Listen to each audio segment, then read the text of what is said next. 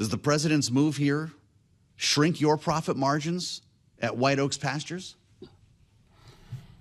I suspect that it could. I'll say that I am not opposed to opening the borders for importation of beef. I think that we need it. I think that beef is a wonderful health food that people are increasingly accepting and embracing. And I want to see wealthy people be able to eat beef, and I want to see poor people be able to eat beef. Beef is, as you pointed out earlier, is as high as it's ever been. My family's been on this farm since 1866, and beef has never been as high relative to other prices as it is right now. It disturbs me that people who want beef, need beef, can't afford beef. Beef is they're very cheap to import. I think there could be be problems with imported beef, but it's cheap, and there are people that would like to buy it, and I'd like for them to. Yeah. What I have a real problem with is this the country of origin labeling. Until last January 1st, meat companies could bring in beef from many countries in the world and label it product of the USA legally, because value was added in this country. That is wrong. That is so wrong in every sense of the word. I'm not opposed to the big four meat companies bringing in beef. I think it's good. I want people to be able to afford beef. I think it's horribly misleading to call product of the USA when the animal was born, raised, slaughtered in South America or Australia or New Zealand or many other countries. You know, it's funny. Sid brought this up, too. When we talked to him last evening, he brought up this very same issue, and he made the point as well, not only about the country of origin, but he said when we're bringing in these imports, it's better to have them cross the border on the hoof than in the box. Why is that? Well, I think it would be because you're spared, depending upon other governments, for the manufacturing process of slaughter. But it's impractical. Beef is brought into the cattle are brought into this country on the hoof, primarily from Canada or Mexico. I don't think it's wrong to bring in beef if it's USDA inspected, but I do think that the consumer has the right to know where it came from. It certainly has. Yes, sir. There's no right there for companies to lie to them saying product of USA when the animal never lived in the United States. That is so wrong. Mm-hmm. That was not true until 2015. In 2015, big meat companies lobbied for that change in labeling. Prior to that, yes, sir, to carry the product of USA label, the animal had to be born, raised, and slaughtered in one of the 50 states. That changed, and it changed for marketing reasons for big beef. Yes, sir.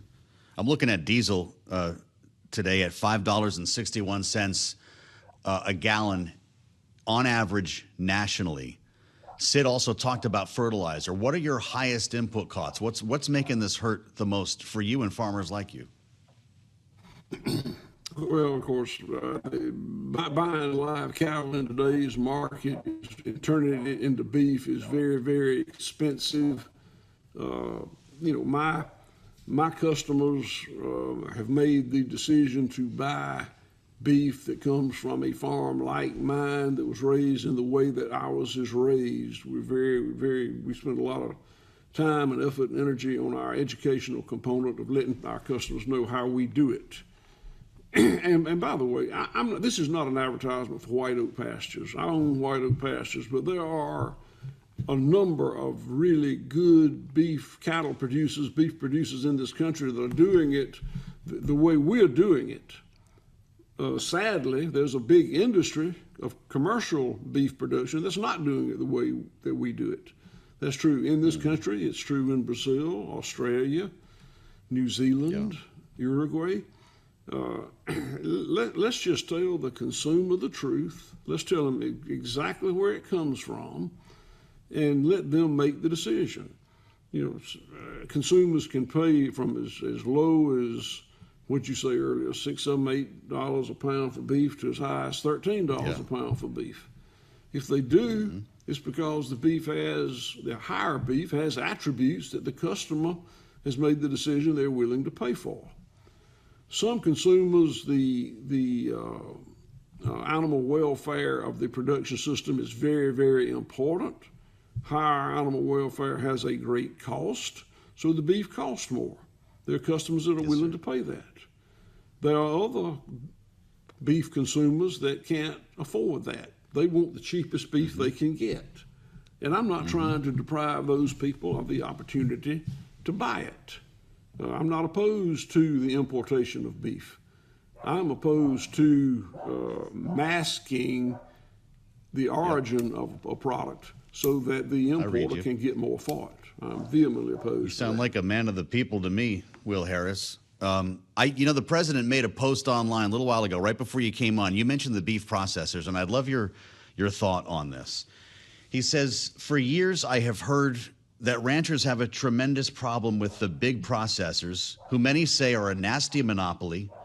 He said, I can't let that happen. In order to break this powerful monopoly, I am authorizing legal documents to be drawn in order to allow farmers and ranchers to be given the right to process their own food. Is this the right move right now? It is, and I was there when that document was signed, and I'm in favor of it. 85% of the beef in this country comes from 4 major international beef packers.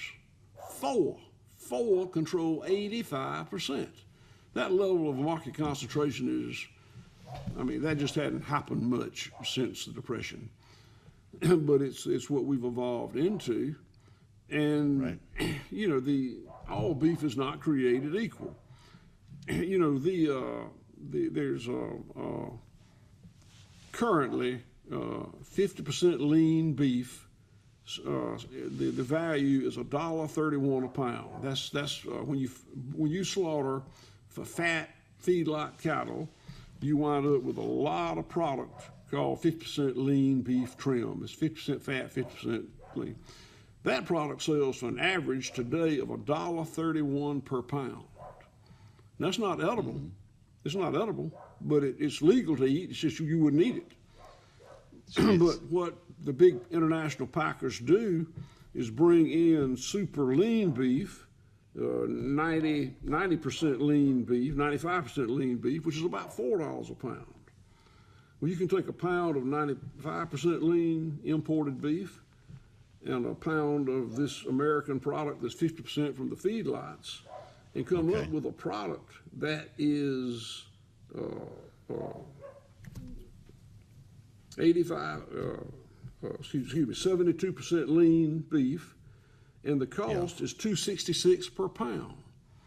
$2.66 per pound for the beef. Now that doesn't include packaging and transportation, but it's a super cheap product that can be made by bringing this beef in, and there are people who will choose to buy it, and those people have the right to make that choice. My customers will not choose to buy that beef. It is not a competitive product for me. But I do want people who want good beef, can't afford our beef. I want them to have a product that they can afford that would be good for them. And I think this product, many things are their grocery. All right. We might be having a little trouble with the Wi-Fi on the farm there, James. Let me know if we can still hear each other. I want to ask you about interest rates are a big story today, and they've been rising. This is something that everyone's feeling here. Have higher interest rates reduced the value of your farm, or has the emergence of data centers actually increased it? Well, there's no doubt about that question. The burgeoning of these things like data centers and to a lesser extent solar voltaic arrays and other non-agricultural uses has really caused land to not be affordable by farmers anymore. It's very disturbing to me. I am the fourth generation to own this farm. I have grown daughters with spouses and children who will be the fifth generation. The children will be the sixth. And that just doesn't happen much anymore. And it doesn't happen because land has become so expensive that even if you're farming the land yourself and doing a good job, it yields a very low return on investment. But it's a very attractive investment for very liquid entities, very wealthy people to buy. It's a non-depreciating asset. Land is a non-depreciating asset. There aren't many. Land, precious metals, gems, not much else. So when a very liquid entity, person, company wants to invest capital in a non-depreciating asset, land is the ultimate. So there's a great demand for it. It makes it hard for farmers to be able to afford it. I worry a lot about the succession plan for most families. The old European way was the eldest son inherited the estate. And the eldest son part was very sexist and all that, but leaving the land to one sibling kept it from being divided up and ultimately liquidated. I'm 71 years old. I've got peers who are retiring or dying, and they leave their farms. I've got 5 children, and I love them all, so I leave 1/5 of it to each one. I find that to be so wrong. If you've got one child, male, female, oldest, youngest, doesn't matter, or 2 children who want to come back and operate the farm, I think that person should be the recipient of the inheritance. Yeah. This has been a fascinating conversation, Will Harris, and I was looking at your bio. It says your favorite place in the world to be is out in the pasture, where you have a big coffee at sunrise and a 750 milliliter glass of wine at sunset. I love the sound of it. Do you work 7 days a week? I'm between the coffee and wine right now. Do you work 7 days a week? I'm 71 years old. I'll be 72 in December. Do you work 7 days a week? I work 7 days a week if you want to call it work. I love what I do. I do what I want to do. I wear the same clothes 7 days a week, and I do what I want to do 7 days a week, which is run this farm or help my managers run this farm. Strip or ribeye, Will Harris? Well, we've got 150 or 60 employees, and they're good people, wonderful people. There's no one I'd rather be with than them. Yeah. There's nothing I'd rather be doing than running this farm. So I got a pretty good gig any way you want to look at it. Well, you look like a happy man and a man of the people. And I appreciate your being with us, Will Harris. Next time, let me know, strip or ribeye. We have a lot to learn from Will Harris. He's